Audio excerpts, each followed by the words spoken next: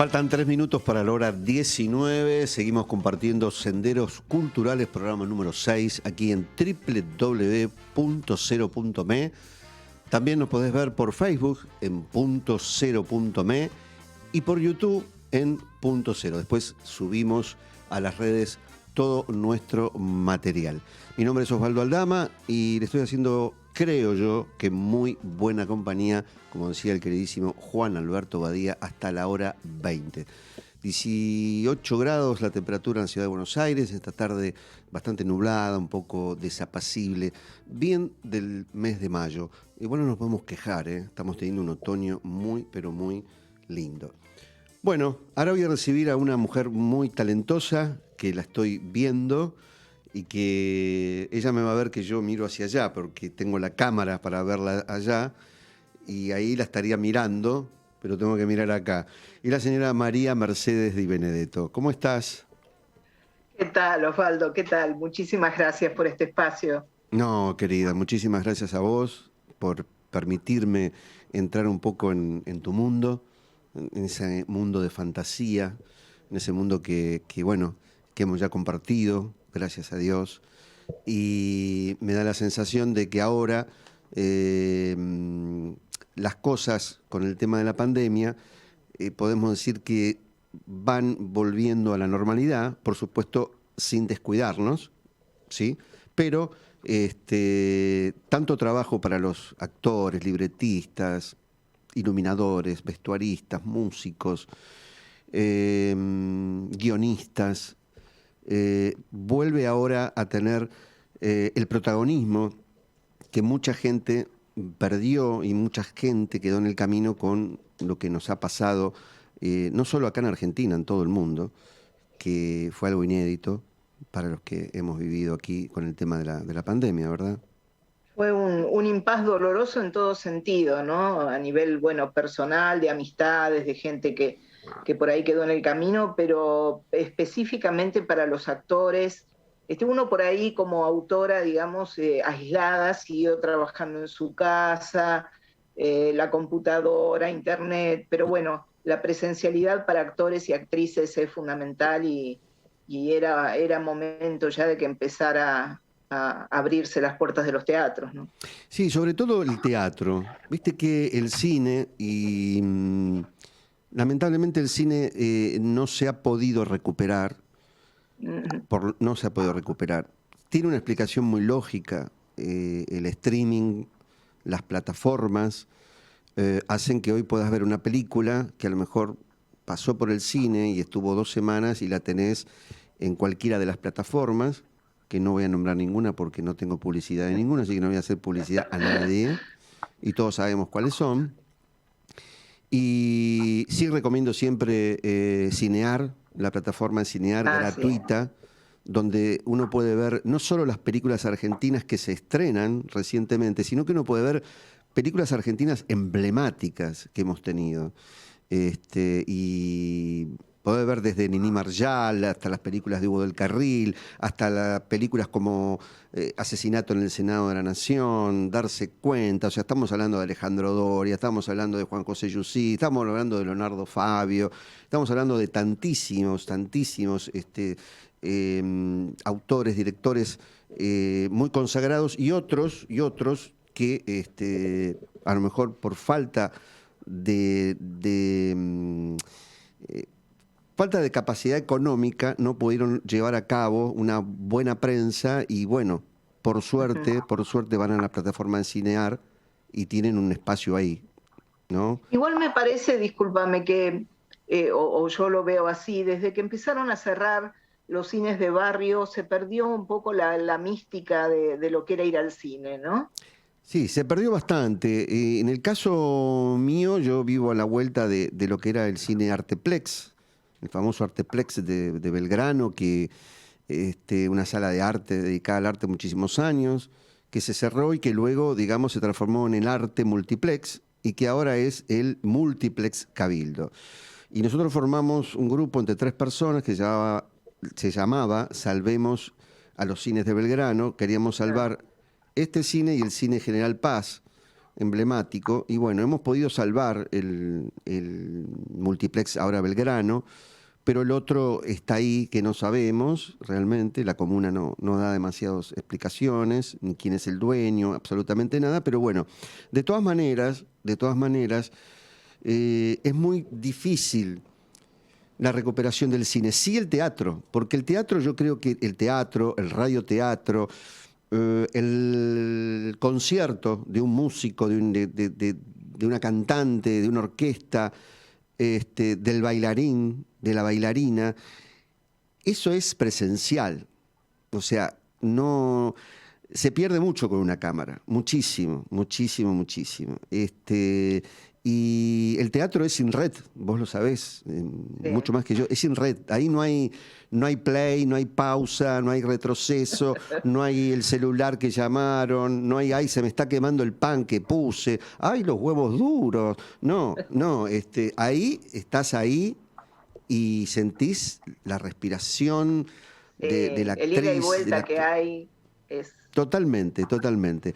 Bueno, mi querida María Mercedes Benedetto, yo siempre arranco con una o dos frases que me gustaron del invitado, que las Oh, escuché o las leí. Y hay dos. Una es, la magia del radioteatro persiste. Y la otra es, mirar el pasado no tiene que ver con la nostalgia, sino en el conocimiento hacia dónde vamos. A ver. ¿Qué me bien. decís de la magia del radioteatro que persiste? Eh, sí, persiste y se vio ahora eh, en estos tiempos de pandemia, donde lamentablemente, digamos, se dio la pandemia, pero por otro lado hubo un resurgimiento a través de los podcasts y de distintos proyectos, no solamente acá, en todo el mundo. Así que hubo un par de congresos en Europa sobre comunicación y llegaron a la conclusión de que se estaba a las puertas de vivir la segunda edad de oro del radioteatro, de la ficción sonora, que en casi todo el mundo tuvo en los años 40, 50 su momento de apogeo y después lentamente desapareció de las grillas. Así que hay un revivir de eso y una avidez del oyente también, no solamente de actores y escritores, a la hora de hacer los proyectos, sino también una buena escucha, ¿no? Por parte de la gente. Ujú. Y sobre todo de las camadas jóvenes eh, que están apostando a estas historias de ficción también. Perfecto. Voy a contarles, y ahora voy a ir, mira, a esa cámara, acá lo tengo a mi operador Eduardo Ferreira, me lo apoderé, ¿viste? Durante 2 horas es mi operador. Ferreira, ¿estoy bien allá? Si hablo, me mira la gente allá, porque ahora tengo que decirle a la gente algo. Entonces, ahí está. Y le digo a la gente que María Mercedes Di Benedetto vive en su ciudad natal, que es Quilmes, en la provincia de Buenos Aires. Empezó muy chiquita a escribir poesía. A los 14 años ya era secretaria de actas de la provincia de Buenos Aires. Qué piba brava esta María Mercedes Di Benedetto. Especialista en el tema, autora reconocida, investigadora e integrante del Consejo Profesional de Radio de Argentores. María Mercedes Di Benedetto ha publicado el libro Historia del Radioteatro Nacional, que está en venta en librerías y por la web, y el trabajo fue editado por la editorial Mariscal Serendipidad, y en sus 224 páginas y 22 capítulos, y esa agrega como en el radioteatro clásico, recorre con minuciosidad, qué palabra esta, la época de oro del género, rescatando autores y autoras, intérpretes, técnicos, programadores y grandes tendencias estéticas, en síntesis, dando luz con una mirada muy actual a esa gran historia que marcó a fuego a generaciones. El domingo 15 de mayo, es decir, el domingo que viene, un día antes que termina la feria, va a firmar María Mercedes Benedetto de 14 a 18 horas en el stand 408 del Pabellón Azul de la editorial Mariscal su hermosísimo libro Historia del Radioteatro Nacional. Ahora te miro ahí, María. Bueno, tu primer libro sobre la historia del radioteatro salió en el año 2008 Sí. y vos llevabas en ese momento casi 10 años de recolectar material. ¿Cuánto tiempo demandó su escritura? Mira, la verdad es que fue con mucho entusiasmo y no recuerdo bien el tiempo, pero a medida que iba recolectando todo ese material, también lo iba procesando y armando como un rompecabezas, ¿no? Y vos sabés que surgió esto por ver que había muchísimos libros sobre la historia de la radio que ya empezaban a aparecer en ese momento, en los 2000, Ujú. y que tenían un capítulo sobre el radioteatro. Entonces hablaban de chispazos de tradición, hablaban de los Pérez García, obviamente tenían que nombrar, digamos, a los principales, y ahí más o menos redondeaban el tema y terminaba. No había una obra específica sobre el tema de radioteatro. Y yo estaba estudiando en el ISER, la carrera de guionista de radio y televisión, y me entusiasmó ver que, bueno, que faltaba eso y que por ahí yo podía ir recopilando todos esos testimonios, ¿no? Ujú.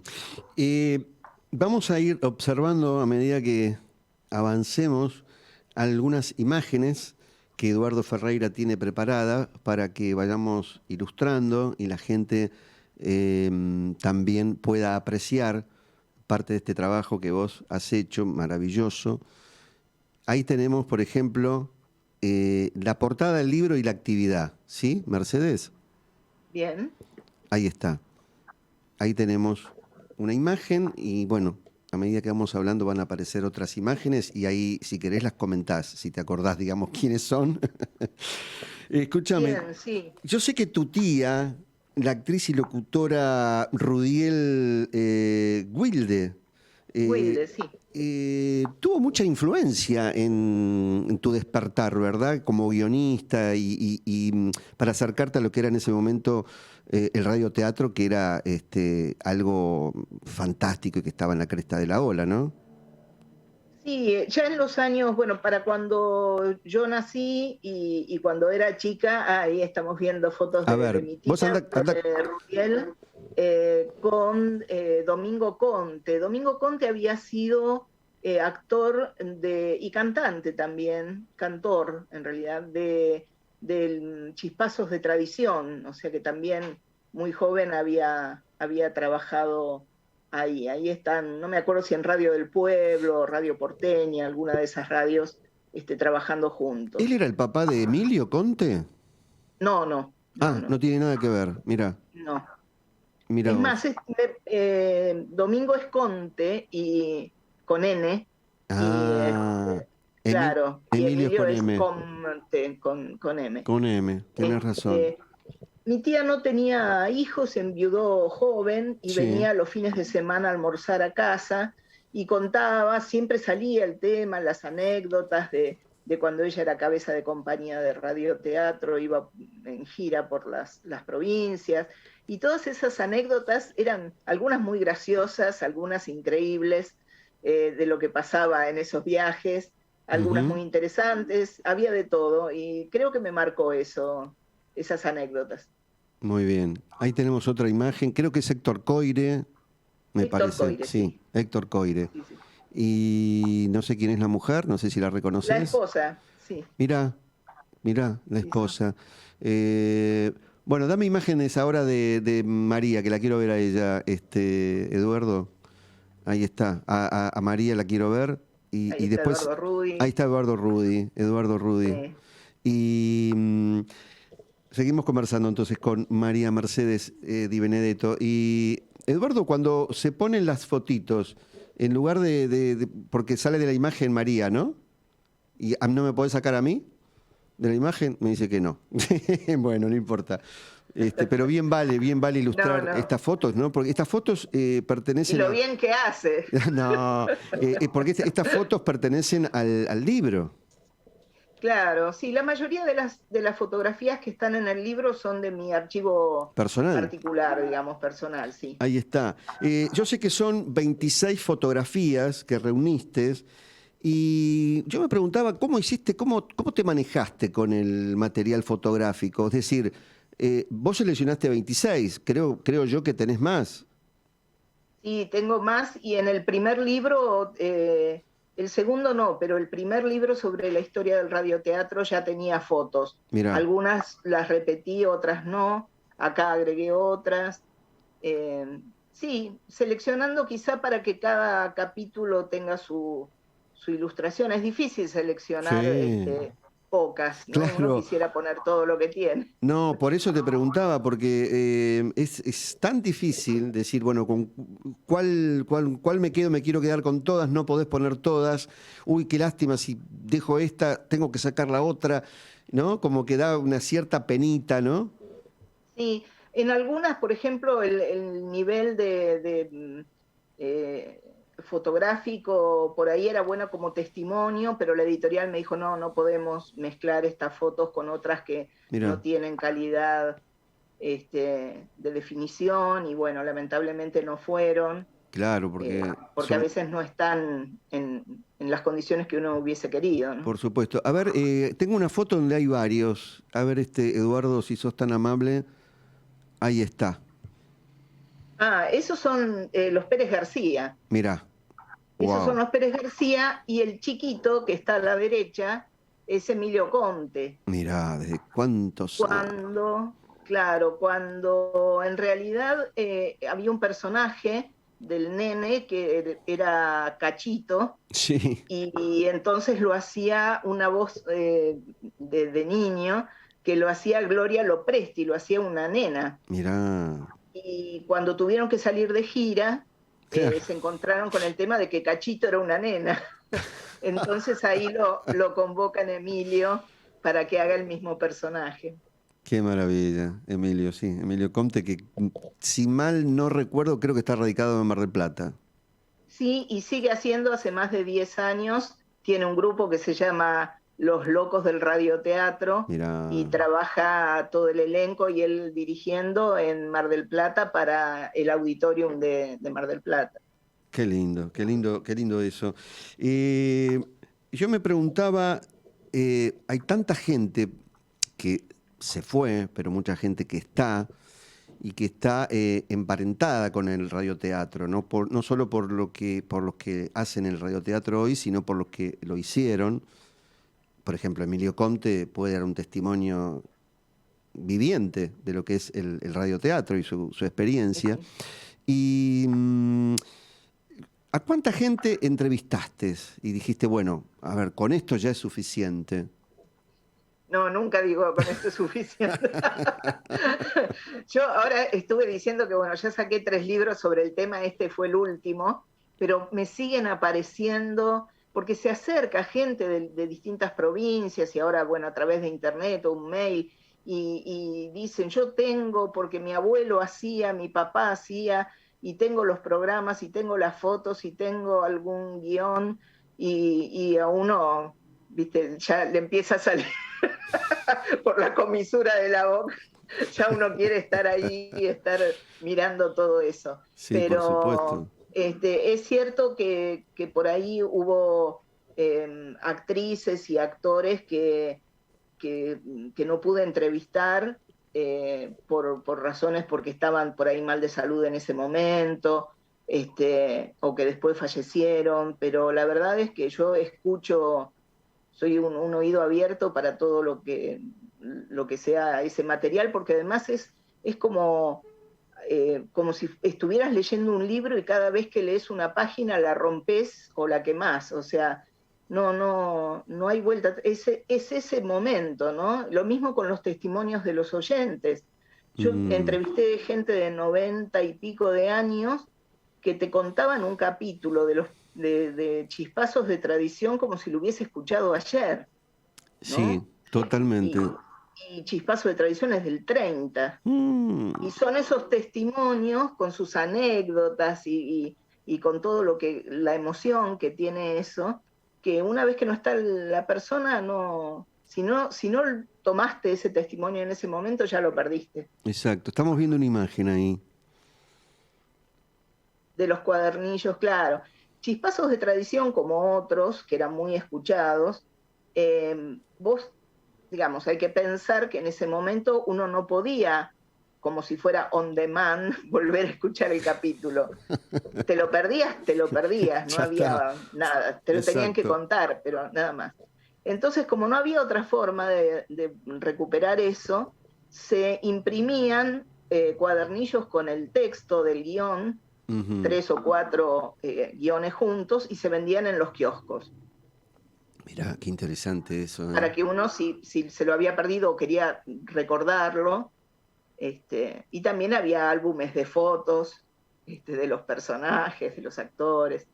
Claro, claro. Después, bueno, recuerdo las famosas fotonovelas, ¿no? Claro, también. Que tan bien han dado. Yo recuerdo muchísimo el radioteatro porque yo tengo 64 años y mi madre, bueno, ella, su primo, hermano, que vivía con ella en una casona de Liniers, Tito Trigo, eh, Uh-huh. bueno, hizo muchísimo radioteatro, novelas de Juan Carlos Chiappe, y además con Rolando Chávez, con Inés Moreno, toda esa época que salían de gira y la gente se reunía en el hermosísimo Teatro Fénix, ahí en Floresta, Claro. devenido lamentablemente después en un local bailable. El Teatro y Cine Floresta, que era un mini Cervantes, las butacas eran de paño rojo, esto lo recuerdo muchísimo. Entonces, claro, ella me comentaba lo que pasaba, que la gente iba a verlos, no conocían sus caras, obviamente, sí sus voces y sus personajes. Y entonces cuando salía el malo, le pegaban o le decían cosas y demás. Y al galán, bueno, lo tenían que controlar entre un montón de gente porque las chicas se le tiraban encima y demás. Y bueno, una época gloriosa e irrepetible, por supuesto. Yo creo que ni una época es mejor que la otra. Creo que cada tiempo tiene su paleta de colores, ¿verdad? Tal vez cuando pasen 100 años y bueno, digan, che, mirá, pues es que había un tipo y uno de los tantos que hacía reportaje y se veían por Zoom. Pero mira, ahora no, ahora o así la persona viene y se sienta ahí y se va a su Claro. casa, ¿viste? Más o menos. Pero bueno. eh, mm, yo Sí, te- pero toda esa cantidad de anécdotas que tienen que ver con la inocencia del público, ¿no? Ujú, Son adorables porque son sí, impensadas desde hoy, que ya hemos perdido la capacidad de asombro. totalmente, Este, y totalmente. siempre te cuentan cosas. Yo en una feria del libro me contaba una señora que en Avellaneda habían ido a ver Fachenzo el Maldito y que era si le pegaba a la madre el día de la madre, viste, una cosa terrible era, y que lo esperaron unas 10 12 mujeres que lo agarraron a paraguasos y lo tuvieron que llevar herido al Fiorito para que lo No, atendieran. qué bestia. Cuanto más odiados eran, por ejemplo, Rafael Díaz Gallardo, que hacía de Sí, Caín, que ya con el nombre te imaginás, Caín era malísimo, pedía aumento, ¿no? Cuanto más lo agredían, más aumento pedía. pero qué fantástico, ¿no? Lo que eran esos actores, ¿no? Que a través de las voces interpretaban y cómo llegaban al público, que el público creía que eran villanos realmente, ¿no? O sea, Sí. un trabajo formidable. Estamos conversando con María Mercedes Di Benedetto. El domingo 15 de mayo va a firmar ejemplares en la Feria del Libro de 14 a 16 en el stand 408, el pabellón azul, donde está la editorial Mariscal, de este maravilloso libro Historias del Radioteatro Nacional. Eh, Quería preguntarte, eh, ¿cuál es la verdadera época de oro para vos? Eh, Viste como que se dice en el cine la época sí, de oro fue tal y sí. tal. Y yo creo que entre el 40, y el 55, por ahí, digamos, esos 15 años serían más o menos. Momento de muchísima difusión, porque ya en el 30 era importante, digamos, el radioteatro, pero en los 40 y en los 50 se fija de una manera la oferta, además, ¿no? Para las actrices y los actores arrancaban a las 10:30 de la mañana en una radio y no volvían hasta las 11 de la noche a la casa, vamos a decirlo en criollo, girando de radio en radio. Qué bárbaro, qué bárbaro. Porque había trabajo, estaba el de las 10 de la mañana, el de las 11, el del mediodía, el de las 2 de la tarde, y así seguían hasta la noche.